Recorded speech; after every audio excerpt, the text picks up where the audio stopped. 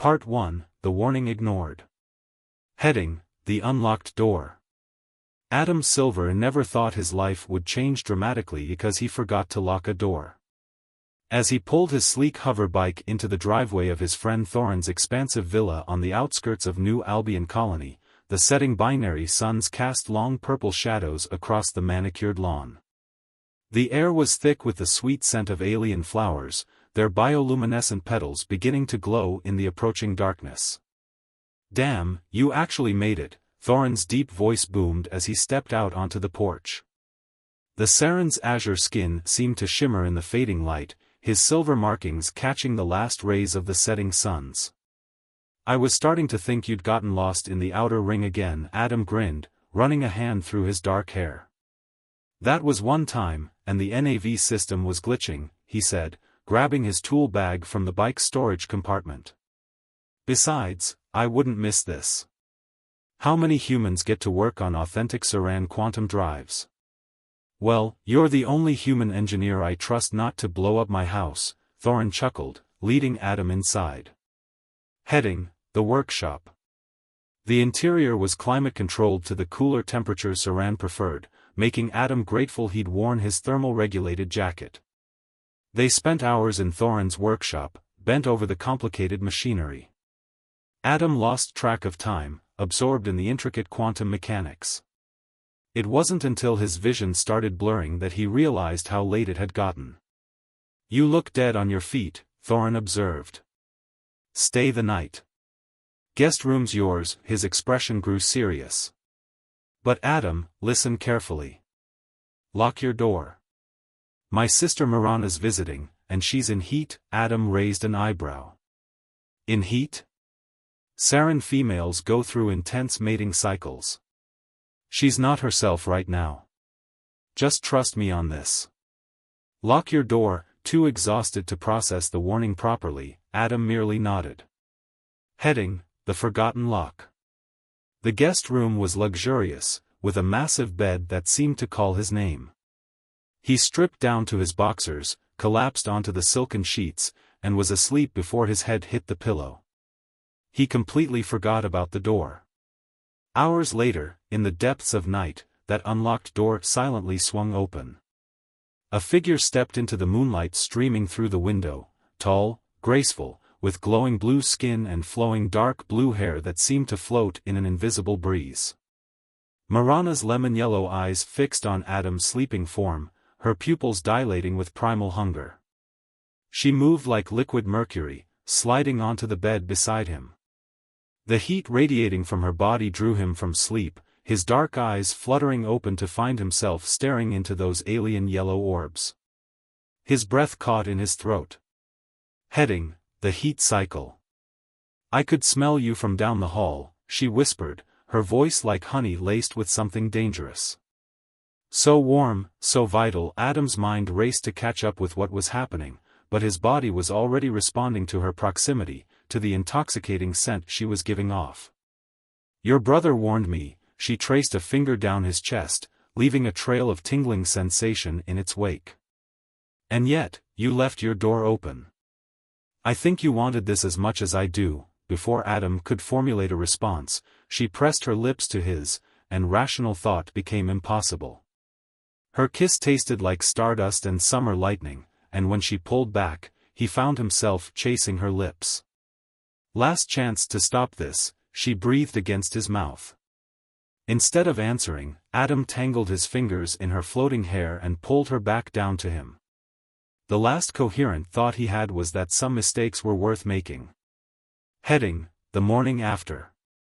The twin suns of New Albion Colony painted the morning sky in shades of amber and rose when Adam awoke to find himself tangled in silken sheets with Marana's luminescent form curled against him. Her blue skin seemed to pulse with a subtle glow, her dark hair floating ethereally around them both. The events of the night rushed back to him in a flood of sensations and emotions. "Good morning, my burning star," Marana purred, her lemon-yellow eyes meeting his with an intensity that made his breath catch. The Saran term of endearment sparked something primal in him. Before Adam could respond, the door burst open. Thorin stood in the doorway, his silver markings flashing with agitation. "By the celestial spheres," he exclaimed, his normally composed demeanor cracking. "I specifically warned you." Heading: The consequences. Adam sat up, keeping the sheet strategically placed. "Thorin, I can explain." "Oh, this should be fascinating," Thorin interrupted, crossing his arms. "Please, enlighten me on how you ignored my explicit warning about my sister's heat cycle." Marana stretched languidly, seemingly unconcerned about her brother's presence.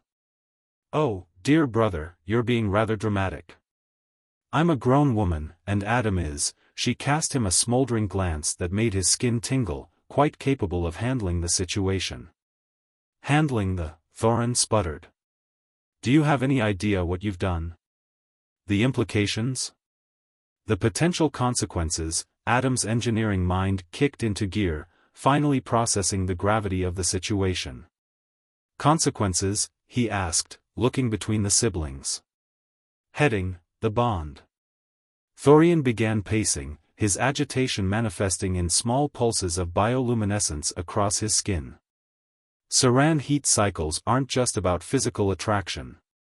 They're about reproduction, pair bonding, genetic compatibility.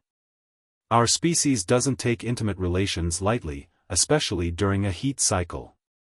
"The compatibility was remarkable," Marana interjected, her voice carrying a note of wonder. "I've never experienced anything like it. The energy transfer, the resonance." "Spare me the details," Thorin groaned. "But yes, that's exactly what concerns me. Human-Saran relations are rare enough, but a successful coupling during a heat cycle? The Genetic Council will be very interested." Adam felt a chill despite the room's warmth. "The Genetic Council? Our governing body for all matters of reproduction and genetic lineage," Marana explained, sitting up and letting the sheets pool around her waist. "They're particularly interested in successful cross-species partnerships, which are supposed to be carefully monitored and approved in advance," Thorin added pointedly. Part 2, The Bonding Ceremony.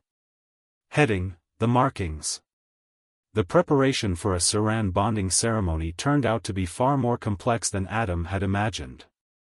As the twin suns reached their zenith, he found himself in Thorin's ceremonial chamber, surrounded by ancient artifacts and scrolling holographic texts detailing thousands of years of tradition. The mark of unity must be perfectly synchronized, Matron Era instructed, adjusting the position of the ceremonial crystals around them.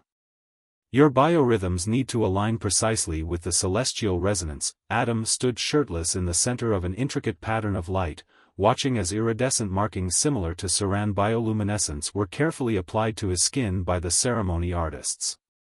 Each stroke tingled with a strange energy that seemed to pulse in time with his heartbeat.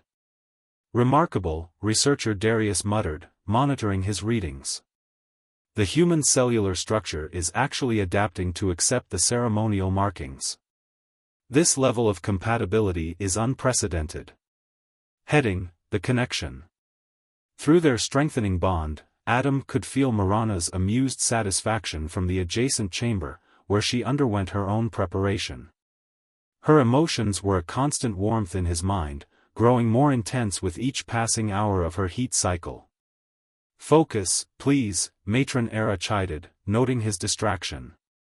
"The marking ceremony requires complete concentration." "It's a bit difficult to concentrate with my mate broadcasting such interesting thoughts," Adam admitted, causing several of the younger Saran assistants to titter nervously. Archon Pellis entered the chamber, his formal robes shimmering with complex patterns. "The council chambers are filled to capacity," he announced. "Word of your union has spread faster than anticipated. Every major family has sent representatives." "Perfect," Thorin groaned from his corner. "As if there wasn't enough pressure already." "The attention is unavoidable," Archon Pellis stated. "This union represents a potential evolutionary leap for both species. The political implications alone are not our primary concern," Adam interrupted firmly, channeling some of Marana's fierce protectiveness through their bond. "This ceremony is about our connection, not politics." Heading: The Resonance Test. The Archon's markings flickered with surprise at his boldness. Indeed. Speaking of connection, it's time for the resonance test. The ceremonial artists stepped back, their work complete. Adam's torso now bore intricate patterns that mimicked Saran bioluminescence, swirling designs that seemed to shift and move with his breathing. Matron Era approached with a crystalline device that hummed with life. This will measure your spiritual harmony and determine if you're ready for the final bonding. Be warned, it can be intense. The moment she activated the device, Adam felt as though electricity was coursing through his veins. The markings on his skin blazed to life, and suddenly, his connection to Marana exploded into new dimensions. He could feel everything, her excitement, her desire, her love, all amplified beyond anything they'd experienced before. Heading: the feedback loop. In the adjacent chamber, Marana gasped as the resonance hit her as well. Their shared sensations created a feedback loop that made the ceremonial crystals around them pulse with brilliant light. Extraordinary, researcher Darius exclaimed. The resonance patterns are perfectly synchronized. Even lifelong Saran pairs rarely achieve this level of harmony. Adam barely heard him, lost in the overwhelming sensation of being completely connected to Marana. Through their enhanced bond, he could feel her struggling to maintain composure as her heat cycle surged in response to their heightened connection. Perhaps we should accelerate the timeline, Matron Era suggested diplomatically, noting the rising energy in the room. Their bond is clearly more than sufficient for the ceremony. Agreed, Archon Pellis said quickly. The traditional waiting period seems unnecessary given the circumstances. Heading: the final preparations. Thorin muttered something that sounded suspiciously like, "Thank the celestial spheres," and hurried off to make the arrangements. As the ceremonial team bustled around him, making final adjustments to his markings and ritual garments, Adam tried to focus on the technical aspects of the ceremony, the traditional vows he'd memorized, the precise movements required for the unity dance, anything to distract from the increasingly passionate emotions flowing through his bond with Marana. The ceremony will begin at sunset, Archon Pellis announced. The alignment of the binary stars creates the perfect resonance frequency for the final bonding. That's hours away, Adam protested, feeling another wave of desire pulse through their connection. Matron Era's expression softened with understanding. Perhaps some meditation would help you both maintain control until then. Separate meditation chambers, of course. The knowing looks from the Saran officials made Adam realize just how obvious their mutual attraction must be to a species of empaths. The ceremonial markings on his skin were pulsing in time with his heartbeat, broadcasting his emotional state to everyone in the room. Heading: the meditation. Your ability to maintain composure despite the intensity of a Saran heat cycle is impressive, researcher Darius commented, still taking readings. Most non-Saran would be overwhelmed by now. Human resilience continues to surprise us, Archon Pellis agreed. Perhaps this is why your species has achieved so much in such a short time since joining the galactic community. Through their bond, Adam felt Marana's fierce pride in him, along with other emotions that made him grateful for the formal ceremonial robes he now wore. The countdown to sunset suddenly seemed impossibly long. Remember, Matron Era said softly, the ceremony is just the beginning. The real challenge will be navigating your shared future as the first of your kind, a true union of human and Saran. Adam smiled, sending waves of confidence and love through his bond with Marana. We're ready for whatever comes next. The answering surge of emotion from his mate nearly made his knees buckle. Separate meditation chambers, Matron Era repeated firmly. Now. Part 3, the Genetic Council. Heading: a union under scrutiny. 3 days after their fateful night together, Adam and Lyra sat in Jarek's ornate living room, awaiting the arrival of the Genetic Council representatives. The air hummed with tension and unspoken desires. Their newly formed bond had grown stronger with each passing hour, making it increasingly difficult to maintain professional composure. Stop projecting such intense thoughts, Jarek muttered from across the room, his silver markings flickering with discomfort. Some of us are sensitive to psychic emanations. Lyra's lips curved into a mischievous smile as she deliberately brushed her hand against Adam's thigh. The touch sent a cascade of shared sensations through their bond, making Adam grip the armrest of his chair. "Sister, please," Yarrick groaned. "The council members will be here any moment." As if on cue, the home's AI announced the arrival of 3 distinguished-looking Saran. Their formal robes rippled with patterns of bioluminescence that indicated their high rank. The leader, a tall male with intricate silver markings, introduced himself as Archon Pellis.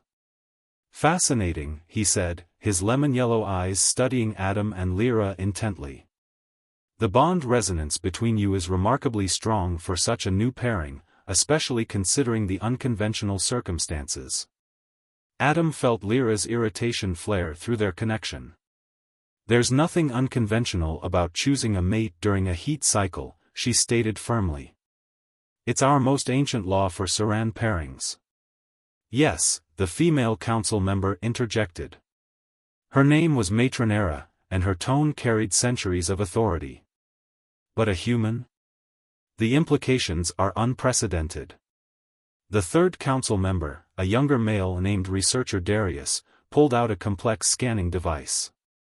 "With your permission, we'd like to measure your bond resonance frequencies." Adam glanced at Lyra, who nodded slightly. As Darius waved the scanner over them, the device emitted a series of increasingly high-pitched tones. "Extraordinary," Darius breathed, staring at the readings. "Their neural patterns are perfectly synchronized. The human's biochemistry has already begun adapting to match Saran resonance frequencies." Archon Pellis leaned forward, his interest clearly piqued. "And you say this occurred naturally, without any technological assistance?" "The only assistance was my brother's failure to properly warn his friend about locked doors," Lyra said dryly, sending a wave of affectionate amusement through their bond. Adam couldn't help but smile despite the serious situation. "To be fair, he did warn me. I was just too exhausted to listen." "Remarkable," Matronera murmured. "A human capable of forming a spontaneous psychic bond during a Saran heat cycle. This could revolutionize our understanding of cross-species compatibility." "We're not laboratory specimens," Lyra said sharply, her protective instincts flaring. Adam felt her anxiety and placed his hand over hers, sending calming thoughts through their connection. "Of course not," Archon Pellis assured them smoothly.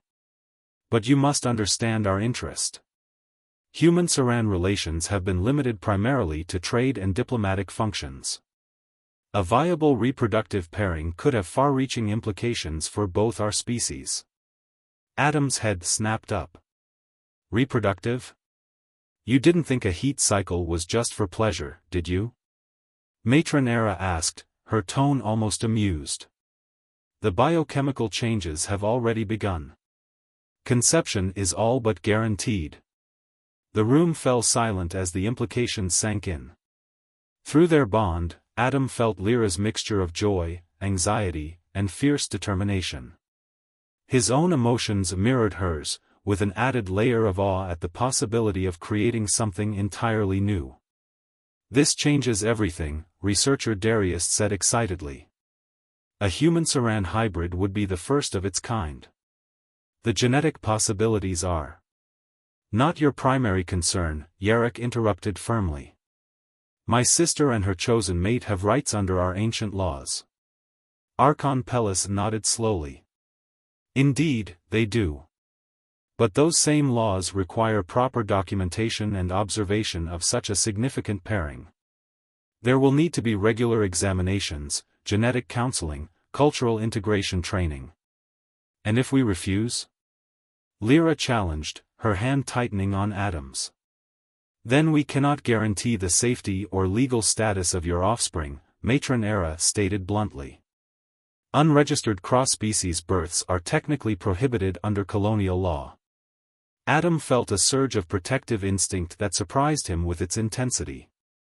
The idea of his child, their child, being considered illegal was unacceptable. Through their bond, he sensed Lyra's fierce agreement. We'll cooperate, he said finally. But on our terms. We're not going to be treated like research subjects. Archon Pelles spread his hands in a conciliatory gesture. Of course. We merely wish to document and support this historic union. However, he paused significantly, there is the matter of the traditional bonding ceremony. Ceremony? Adam asked, while simultaneously feeling Lyra's spike of excitement through their connection. A public declaration of your union, Yarrick explained. It would make everything official under both Saran and colonial law. And it must be performed before the heat cycle ends. Matron Era added, which, by my estimation, gives you approximately 48 hours. Adam felt a rush of desire through their bond as Lyra shifted closer to him. The heat cycle's effects were becoming harder to ignore with each passing moment. The council members' bioluminescent patterns shifted in response to the obvious surge of energy between them. I believe we should conclude this meeting, Archon Pelles said diplomatically. We'll return tomorrow to begin the ceremony preparations. I suggest you both rest in the meantime. As the council members departed, Yarrick muttered something about needing to be anywhere else and quickly left the room. Alone at last, Adam turned to Lyra, whose yellow eyes were glowing with an intensity that made his breath catch. 48 hours, she whispered, trailing a finger along his jaw. Barely enough time to teach you all our bonding traditions. The surge of images and sensations she sent through their connection made Adam grateful he was already sitting down. I'm a quick study, he managed to say. Her answering smile was both wicked and tender. Yes, you are, my burning star. Yes, you are. Part 4, The Bonding Ceremony. Heading, A Union Sealed in Light. The preparation for a Saran bonding ceremony turned out to be far more complex than Adam had imagined. As the twin suns reached their zenith, he found himself in Jarek's ceremonial chamber, surrounded by ancient artifacts and scrolling holographic texts detailing thousands of years of tradition. The mark of unity must be perfectly synchronized, Matron Era instructed, adjusting the position of the ceremonial crystals around them. Your biorhythms need to align precisely with the celestial resonance. Adam stood shirtless in the center of an intricate pattern of light, watching as iridescent markings similar to Saran bioluminescence were carefully applied to his skin by the ceremony artists. Each stroke tingled with a strange energy that seemed to pulse in time with his heartbeat. Remarkable, researcher Darius muttered, monitoring his readings. The human cellular structure is actually adapting to accept the ceremonial markings. This level of compatibility is unprecedented.